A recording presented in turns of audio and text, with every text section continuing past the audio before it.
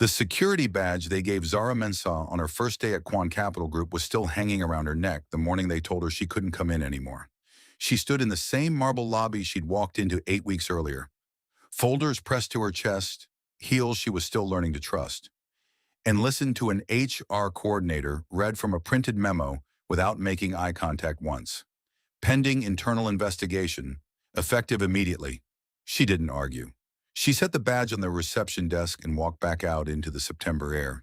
She sat on a bench and looked at her hands for a long time. Before you hear how this started and how it ends, hit subscribe. You don't want to miss the next one. 8 weeks earlier, Zara had been power walking through that same lobby with a laptop bag cutting into her shoulder and 3 folders held flat against her chest. Her flight from Lagos had landed 6 hours late. She'd slept 4 hours on a mattress that smelled like the previous tenant. It was 8:47. She had 13 minutes. The elevator doors were already closing when she got there. She put her hand in. They opened. She wasn't alone. A man stood at the back with one hand loose in his pocket, eyes on the floor display before they'd even started moving. Dark suit, no tie yet. Black hair slightly over his forehead in a way that said he'd noticed and decided it didn't matter. He looked at her once, a clean second, not slow, not rude, then back at the doors. Zara pressed her floor. He reached past her and pressed the same one. She gave him the small elevator smile. "I see you, I'm not unfriendly. Please don't start talking." He returned it with the same precision. 4 seconds later, her folders slipped. One nearly hit the floor. His hand caught it before hers could. "Careful," he said, low, unbothered. "Thank you." She took it back. Her name was printed across the front tab, Zara Mensah. His eyes dropped to it for half a second. Then, "First day? Is it that obvious?" "A little." She checked herself. Blazer, collar, anything on her face? "You just look like someone trying very hard not to look nervous," he said. A laugh slipped out before she could catch it. "I'm not nervous." He raised one eyebrow, said nothing, which was somehow worse than arguing. "Okay, maybe a little." That was the whole exchange, and somehow the elevator felt smaller and warmer than it had 30 seconds ago. Then it stopped. Not at a floor, just stopped. The light flickered twice. Zara hit her button. Nothing. She hit the emergency button. A bored voice crackled through. "Please remain calm. We are experiencing a temporary malfunction." She looked at the man. "How temporary?" Something close to amusement moved across his face. "Hopefully not very." She checked her phone. 8:51. They ended up sitting on the floor, her back against one wall, him across. Close enough to talk, far enough to be appropriate. She told him about a previous first day. Coffee, her supervisor, a full mug, a white shirt. He actually laughed. A short surprise sound, like he'd forgotten he could make it. She looked at him. "You laugh." "Shouldn't I? You seemed very serious when I got in." "Maybe I was." A pause. "Now I'm stuck with someone who assaults supervisors with hot beverages." She laughed loud enough it echoed off the walls. At 9:03, she stopped and checked her phone. The smile left. He noticed it go. "You're worried." She looked down at the folders. "I really need this job." He didn't make it lighter. He just asked, "Why?"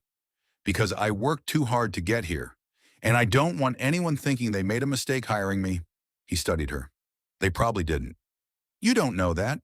"No," he agreed, "but people who don't care don't sit on elevator floors worried about being 5 minutes late." She looked at him. "You're surprisingly good at this."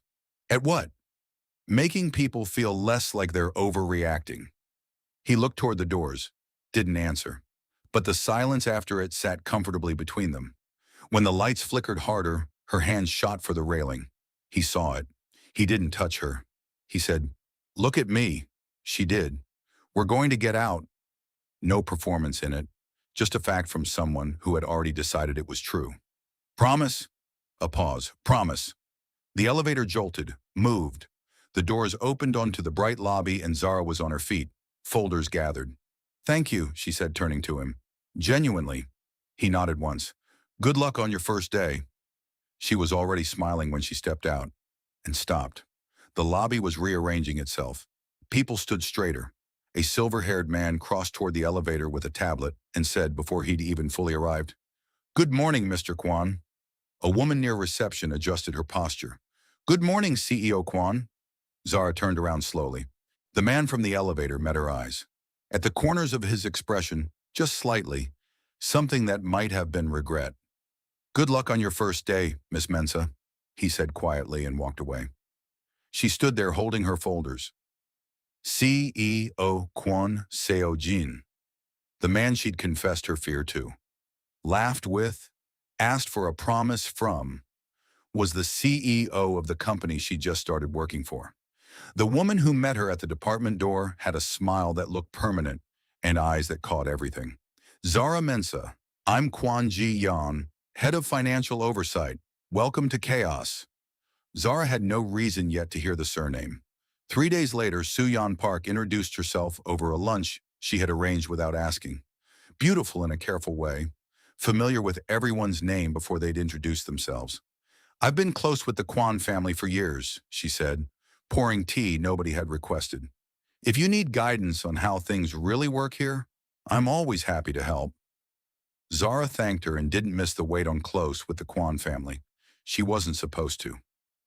The next week, in a vendor cost review, Zara found a figure that didn't reconcile across 3 signed documents. Small enough to be missed twice, large enough to cost real money. She raised it in the meeting without turning it into a moment. From the back of the room, 2 words, "Good catch." She looked up before she could stop herself. Seo-jin was already looking somewhere else. She kept her distance after that. Professional, correct, careful. The same nod for him as for the senior VP. Once, in a stairwell she'd taken to avoid the elevator line, she passed him coming down from a board meeting. His jaw was tight in a specific way that had nothing to do with the steps. "Tough meeting?" she asked, before she could decide not to. He stopped on the landing. "You can tell?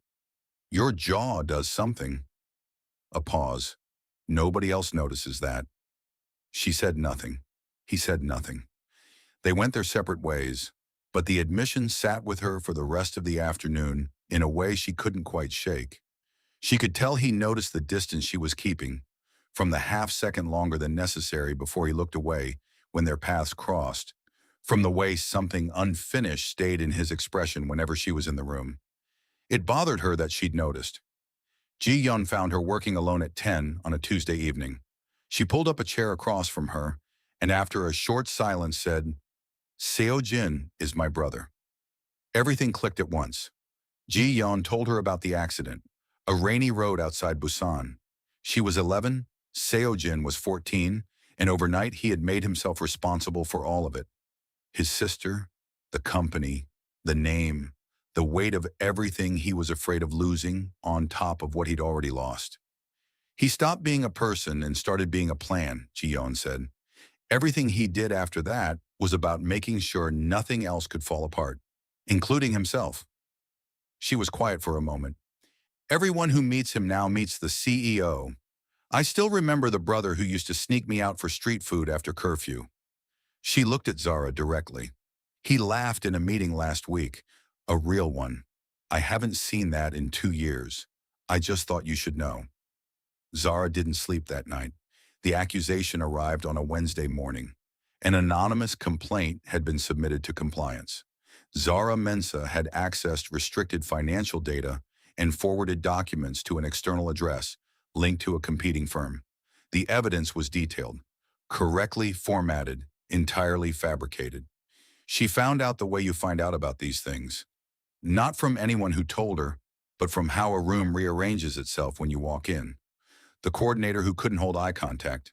The meeting she was quietly removed from. By noon, HR asked for her badge. She walked out and sat on a bench and looked at her hands. She knew exactly who had done it. She had no way to prove it. The distance between those 2 things felt like the length of everything she had worked for.